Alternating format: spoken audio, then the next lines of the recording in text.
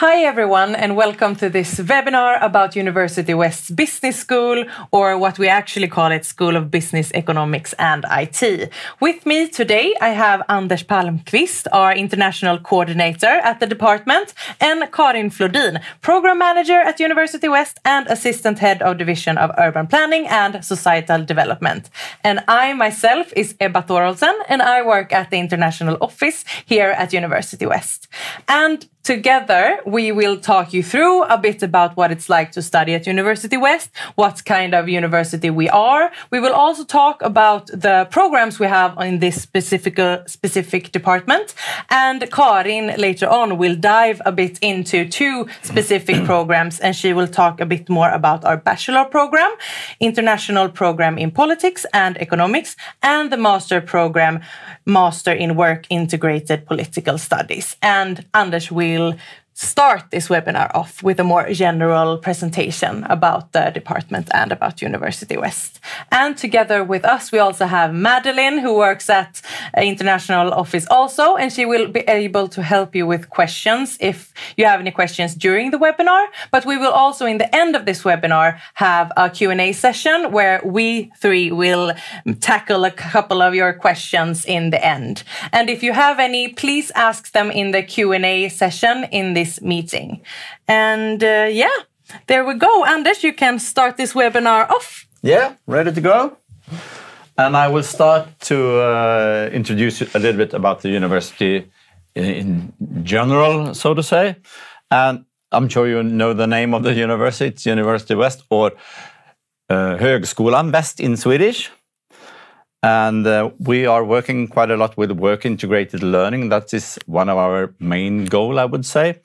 And the vision we have is to work together with the society and create a more and better sustainable world, together with a range of partners, which we are working on a day-to-day basis to create new knowledge which are in line with the sustainable development and work-integrated learning.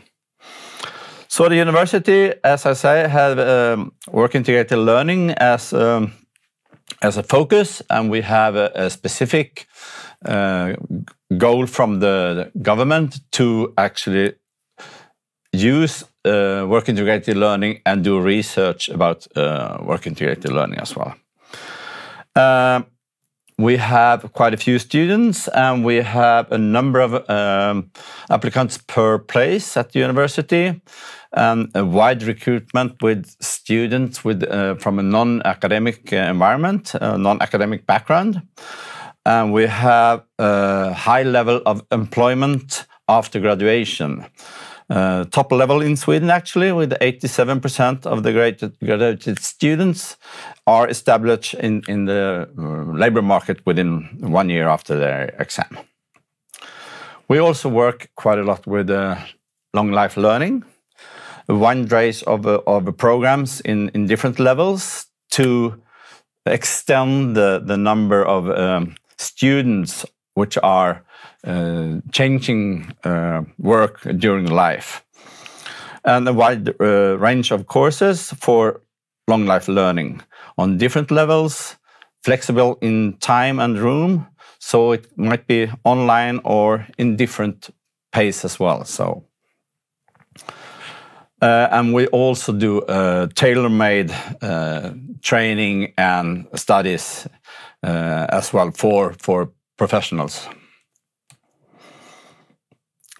And the university was founded in 1990, so we are a fairly young university, I would say. And we are situated in the southwestern part of Sweden, in Trollhättan. It used to be 3 different campuses in 3 different cities, but now, since quite a few years, we are totally located in a new fancy buildings, I would say, in Trollhättan. And we are like 730 employees, and our vice chancellor, he is a new one. He's been there for like 3-4 months, I think. Mats Jägstam, and our pro-vice chancellor is Jan Tilliander, and chairman of the board is Peter Lönnroth. Good to know, yeah? The organization is not that fancy, I would say. It's quite ordinary, but I will tell you a little bit about the different departments. We are a department of School of Business, Economics and IT. And there is another department which are with healthcare and teacher training and social welfare workers, and the engineering department as well. So we are 4 different departments. We have totally 13,300 students, and that's heads, so they are not full-time studies, but in total we have quite a few students, and we have 30 educational programs at undergraduate level. And general programs are in healthcare, engineering, teaching, economy, communication, and IT. And we will go into that a little bit deeper later on. And we have several quite unique programs as well in the fields of socialpedagogy and brokerage economist, and approximately 20 programs at graduate level. And the research we have at university is, of course, due to the work integrated learning, are conducted in cooperation with the surrounding community. And we have a high level of external financiers, up to 50%, and a wide range of areas with work integrated learning as a common denominator. 2 areas of strength is production technology and work integrated learning. When it comes to the international engagement we have cooperation with other universities, of course, when it comes to student and staff exchange. And we have about 100 partner universities globally, I would say, and we are working together with 40 with universities in 40 different countries worldwide. Of course, mostly of them are in Europe. And we are involved in some cooperation and networks as well. European University Association, the Voice of Europe's University, Erasmus Plus for exchange in Europe, and also International Student Exchange Program, ISEP, which give us access to over 300 universities worldwide, and quite a few of them are in the US. The programs we have at our department, which are taught in English, is the one I have listed here. And Karin will later on dig into the program as she said before, but we have at our department a master program in leadership, in digitalized organizations. We have a master in finance, and we have master in IT and management, and as named, master in work integrated political studies, and also master in sustainable development, and master in international business. So I would say relative to the number of undergraduate program we have quite a few master programs as well, and all of them are taught in English.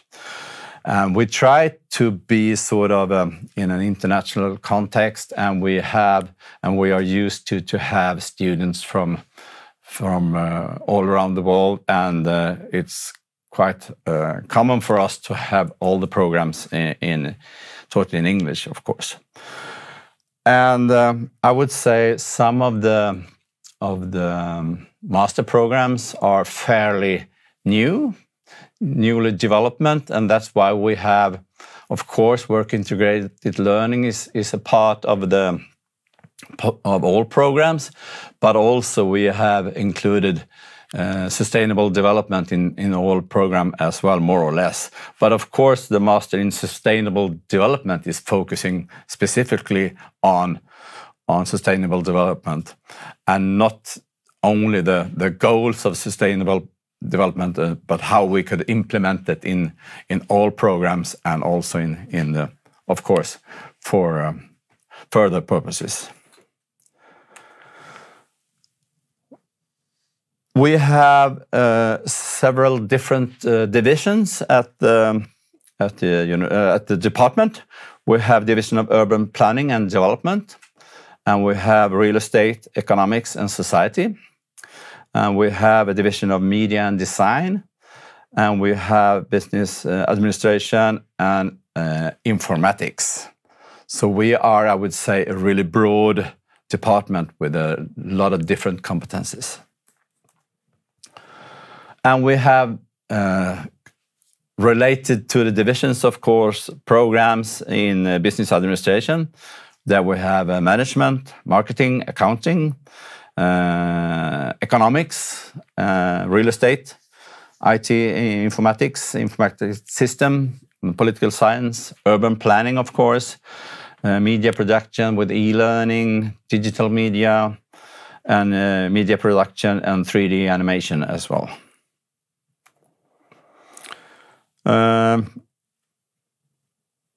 The programs we have, I have mentioned already, so we can go through that one, I think. Yeah, it's already mentioned. Oh, then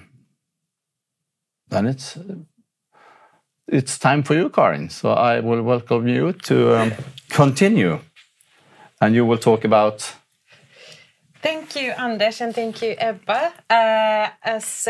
Thank you for introducing me, Ebba. I'm assistant head of division, and I'm also head of the international program in politics and economics.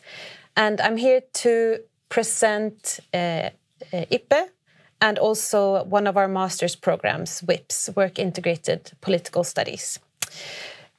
And I will start with IPE. IPE was founded in 2006, and that means that IPE has actually existed for 17 years this year. And as Anders mentioned, it's situated at the Department of, or the School of Business, Economics and IT.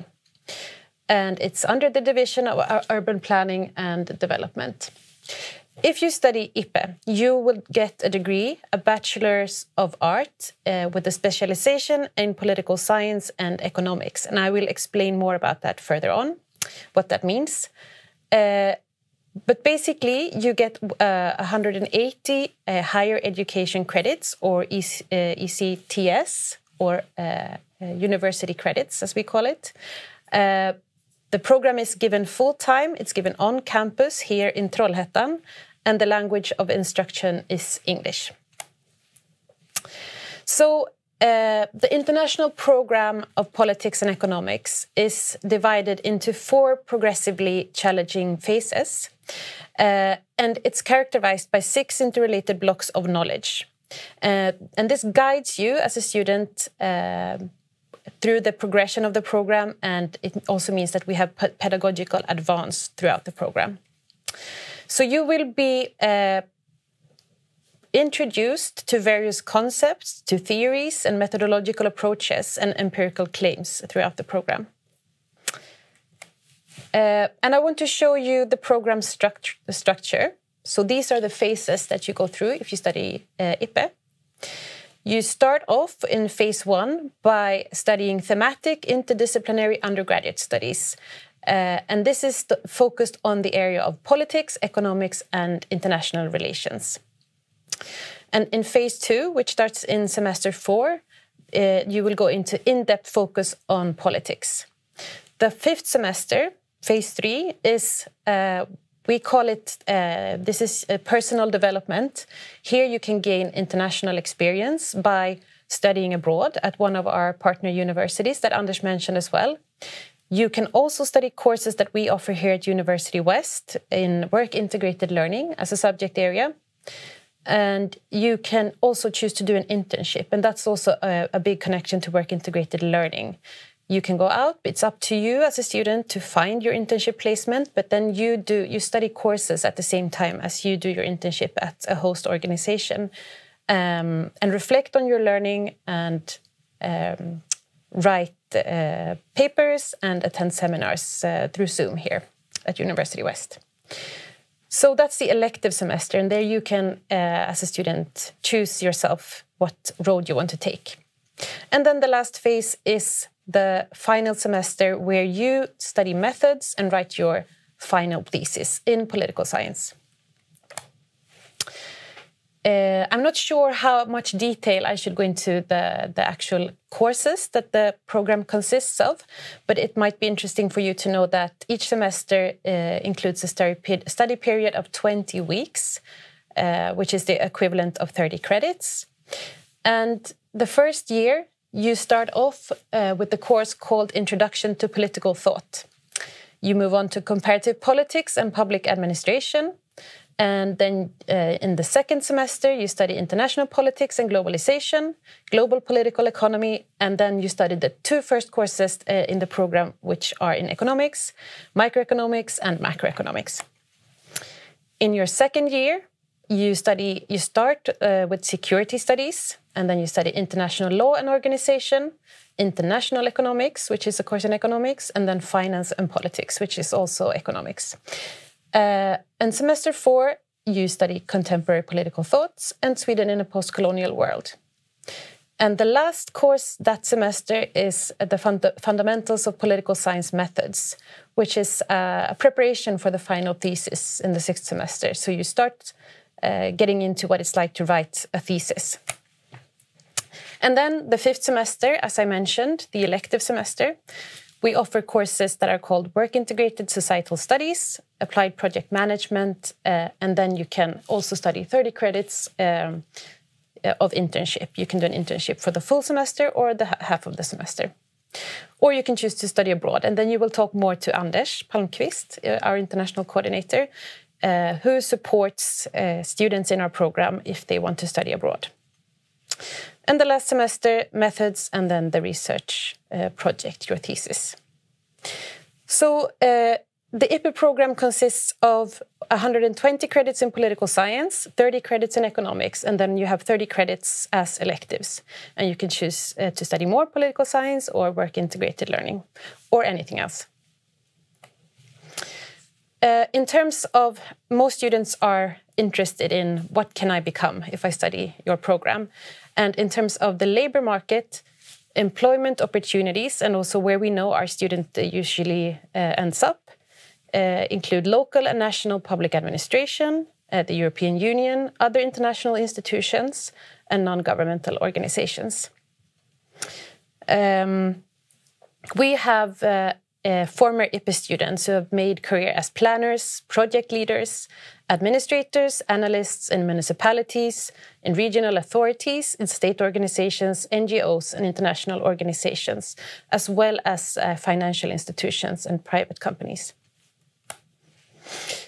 And as I mentioned, except for the elective semester, the 5th semester where you can choose to study abroad, the IPE program is a truly international program. It includes international perspectives at every stage, and the entire program is taught in English. We have the cooperation with our partner universities, and it's not only for students who want to go abroad for a semester. We also have staff exchange, so we quite often have guest lecturers from our partner universities involved in our courses. I think I've mentioned the rest here, but this is extremely good for you. When you get your degree, you have already gained international experience, and it prepares you for your future career. So now I will move on to our master's program in Work-Integrated Political Studies. And I'm not the program head of this program, but I will do my best. So basically, this master's program the main subject area is work-integrated learning. So rather than IPE, which is the main subject area is political science with a will perspective, this is a master's degree in work-integrated learning, but with a specialization in political studies and societal change. So Anders explained a bit about work-integrated learning, but I will try to dig more into that. So traditionally, university studies are grounded in more theoretically based concepts and knowledge. And that has been or is practically separated from work knowledge. So instead of seeing theory and practice as a separate phenomenon, work-integrated learning aims to integrate the learning processes where theoretical knowledge and learning through doing are combined to construct new useful knowledge, skills and experience by solving real-world problems. So that's kind of the core in the VIPS program. So VIPS is an interdisciplinary program in work-integrated learning, as I mentioned, and it focuses on applied learning and applied research methods, and it's contextualized in a broader setting of political studies. And it's also connected to society, and I will explain how in a few minutes. You, as a VIP student, you integrate academic studies and applied research through collaboration with the challenges and demands in society. And it means that you, as a student, you study theory and methods, and then you do an internship at the host organization. You get an internship. So rather than an IPE, you need to search for an internship placement yourself if you want to study, do an internship in the 5th semester. Here you are guaranteed a placement at an organization. So this is the outline of VIPS. You start off in the autumn semester, the first year, by studying methods parallelly with electives. So you have a few electives you can choose from in political studies, so European politics, political violence, international political economy, gender and sexuality. We have more courses that we offer as electives as well. And so parallelly, as you study your electives the first year, you do methodology, and then you study theory and practice of work-integrated learning. That's your first year. Then your second year, you start your internship or your workman placement, where you work with the organization, you do tasks for them, and you write your thesis. So, and the last semester, your second year, is when you write your final thesis, and you, throughout this period, you have your supervisor that you can talk to and that will guide you through this process. And this is just another way of showing this, the curricular of VIPS. So it's a 3-part curriculum strategy that integrates theoretical knowledge with applied research in a workplace and reflection to solve social problems. And finally, here are some examples of completed theses from the VIPS program. First one here is called Afrophobia and Racism in the Swedish Labour Market. The student was at the host Länsstyrelsen in Stockholm. A second one here is County Council's work or result outcome of COVID protection activities. And this student was at the County Council of Västra Götaland. And the last one was called Housing Segregation in the City. And the student was placed at Trollhättan municipality, Trollhättan here where University West is placed. So that's just 3 examples of theses that VIP students have written. And that's all I had to say actually about the programs.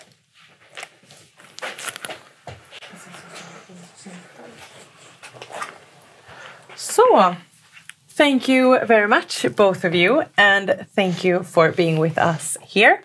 And I want to remind people who are listening in to ask questions in the Q&A. And to get started, I will ask you a couple of questions. We talked about it briefly, but we usually say that we're an international environment here at University West. We also, of course, talked about our international programs. But would you agree, and how would you describe that this international environment shows? Should I answer? I can answer for the programs at our division. At least we have staff comes from all over the world, but also our students. So we have national intake. We have Swedish students who apply to the program. We have a lot of international students. I would say about 10% of our students are international, and then we also offer the courses for Erasmus students. So. We also have students, exchange students who join our program in certain courses. So definitely an international environment. Yeah, and I would say that we have, the IPE program started 2006 and we decided to do that in English from the beginning. And also, as you mentioned, we have the teachers and a lot of the students are from an international environment. And it's quite interesting to see because quite a few students are actually doing studies abroad or an internship. So that makes the program all programs more international, and we have quite a few incoming students as well. So it's very often you hear English talking at campus and in the restaurants and things like that. So I would say it's definitely an international context. Since we are fairly small universities as well, we need to bring in competence from abroad as well. And we will talk a bit more about Trollhättan later, but also Trollhättan has quite an international environment, I would say, with a lot of international companies located here in the city. I'm not sure if one of you guys are the right person to answer, but we have gotten a question about PhD studies. Do you have any insight? What are the possibilities of PhD studies? I would say there's good opportunities to study a PhD program here at University West, especially if you study one of our masters in work integrated learning. The PhD programs we have are in work integrated learning. That's good to hear. And I would also like to mention that the two programs we talked a bit in depth today about are just two examples of all the programs. As Anders mentioned earlier, we have many more. And if you have any specific questions regarding programs that we didn't mention today, feel free to ask us anyway here in the webinar. But also we can also, of course, answer your questions via the email address on your screen. So feel free to send any questions that way if you feel we missed something or we aren't able to answer in a good way. And of course, all the information is on our webpage as well. And if you just click in English, you will get all the information. That's good. Some of us are more digital than others here, I can hear. That's great, Anders. We usually talk about the environment at University West as quite informal between students and teachers. Would you agree? And how would you describe it? Have you heard any students talk about this specifically?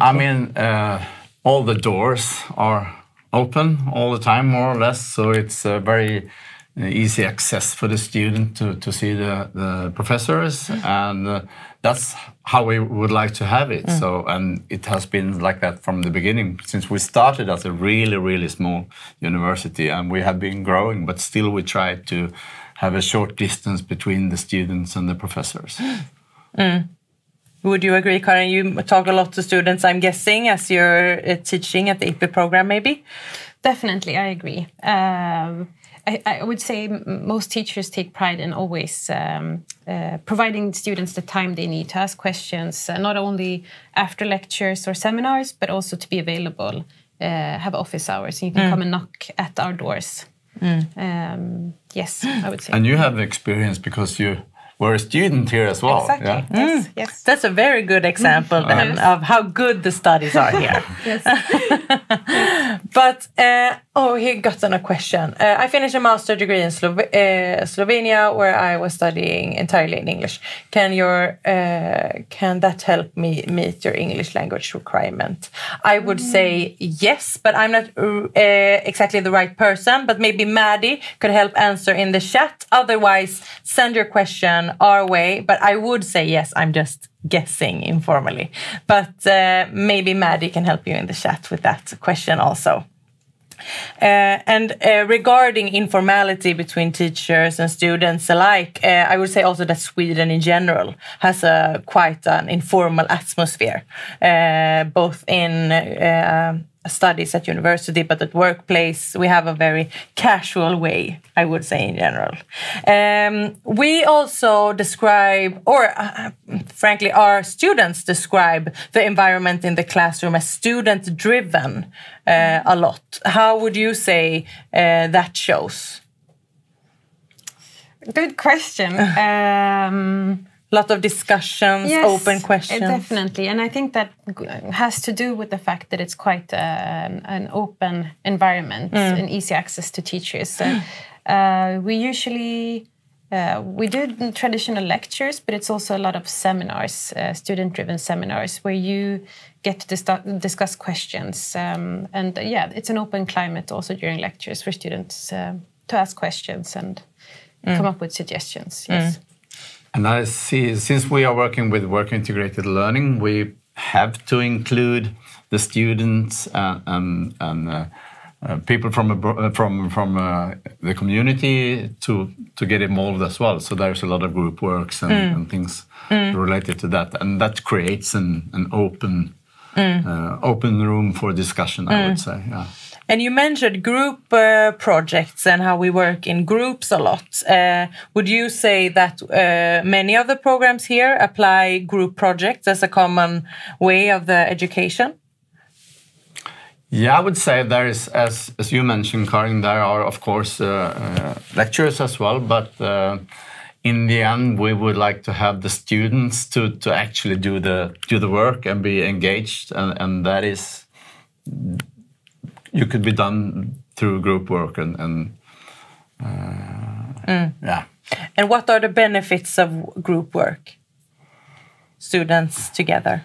I would say if you are, or when you are going out to work in work life, you are quite often working together with groups. So you have to adjust and be able to work together with other people in a close environment, I would say.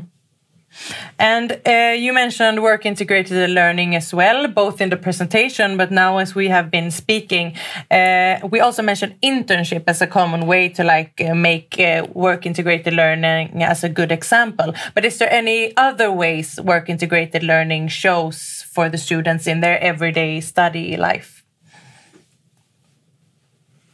I would say, yeah, except for the possibility to do an internship, the collaboration with the surrounding society, it's also part of a pedagogical method. So I can take an example in one of our courses where the students study public administration. Part of an examining component is that they go out and they interview a public servant or a street-level bureaucrat. So I would say that's an example of work-integrated learning that's part of the curriculum. And I would say we have another example with a program working with urban planning. So we do take case from the municipalities, which are for real, and we take them into the university. And so the students are actually doing some work for the municipality and give them some examples or whatever, or the student perspective of the studies, and that is the municipality are very glad for that as well, and we are glad to have real project to work with. How does work-integrated learning help our students further in life, would you say? I would say one of both for, now I'm talking about IP and VIPs again, but it's that it prepares you for working life, since you go out and you make contacts already during your program of study. And that goes for both IP and VIPs. So except for the experiences, the knowledge, the skills that you learn when you do that, it's also about softer skills and connections that you can make. I mean, they create a network with the fields they are working with during the study period as well. Yeah. And it's, I mean, in today's society, work experience is often required to get a job. And here you have the benefit of gaining that already during your studies. So that's a big benefit. Yeah, that sounds like a big benefit, yes. And a lot of our teachers also, people teaching our classes, are also in collaboration with the work-life on part of their job here. So that also creates, I feel, like a closer environment between the outside world and the university. We talked shortly about Trollhättan before it being quite international, but both of you live pretty close. None of us, we are bad examples, none of us live in Trollhättan, but that also shows that you can live outside Trollhättan and travel to work and study here. But how would you, Anders, describe Trollhättan for someone who's never been to Sweden, maybe even? I mean, I've been working here since 2007. I think we moved to the campus here in Trollhättan, and there have been a lot of different changes in Trollhättan. And I would say Trollhättan is very progressive and modern, and rebuilding the city in a very nice way. And I live in Uddevalla, which is nearby, and I would say Trollhättan is performing much better and do a lot of things to make the city more attractive. And when it comes to housing for students, we guarantee students apartment or place to live, and that is a great benefit for the university and for Trollhättan as well. Yeah, and I would also remind everyone at home to ask their questions. We are slowly getting to a close here, but if you feel like you need to have a more in-depth answer, once again, please ask your questions via the email or search our website. You can scan the QR code to get straight to our contact form if you would like to contact us that way as well. Can I add about Trollhättan? Absolutely. That it's also only 30 minutes away from Gothenburg, yes, which is the second largest city in Sweden. And that widens, I feel like, job possibilities also. I travel from Gothenburg every day, and it's so smooth. It feels pretty close, actually, I would say. And a lot of you out there are from huge cities from around the world. Then 30 minutes is no distance at all, I would say. So what do you do as a Swede, more in general, on your free time when you're not working?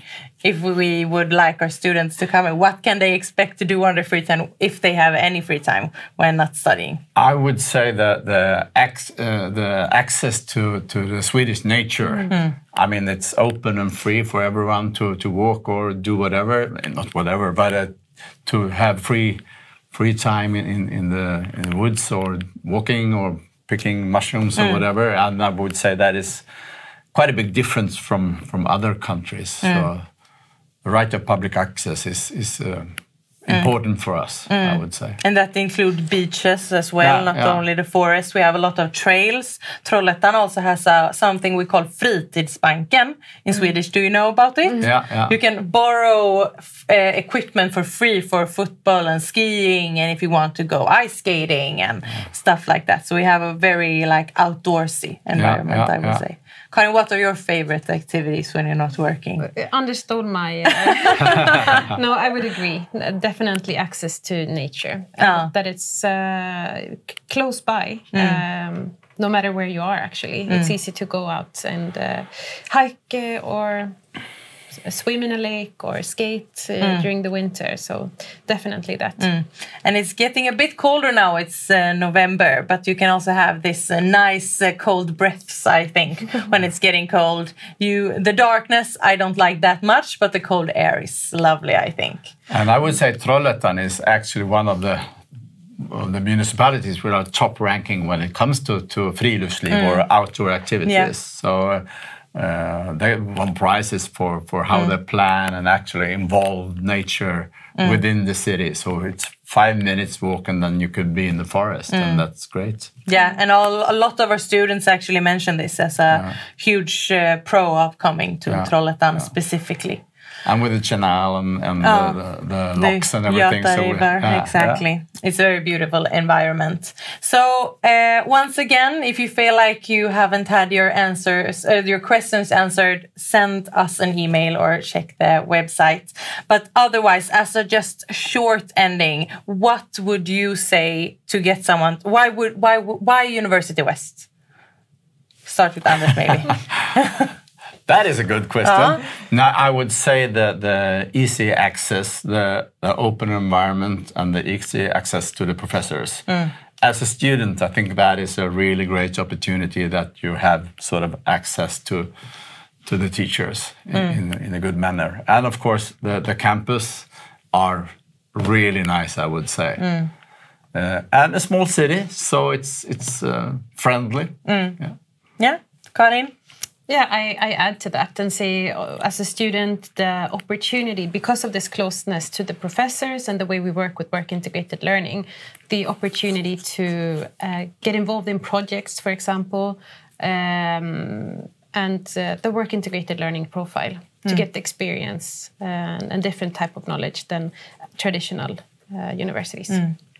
Thank you so much for being here, and thank you for answering our questions and for presenting your area of expertise. And thank you everyone who has been with us from home. This will be recorded, so if you feel like you want to watch something again, we will upload it to our YouTube channel. And stay tuned. You can sign up for our newsletter if you want to stay tuned for our next upcoming webinar with engineering as a focus.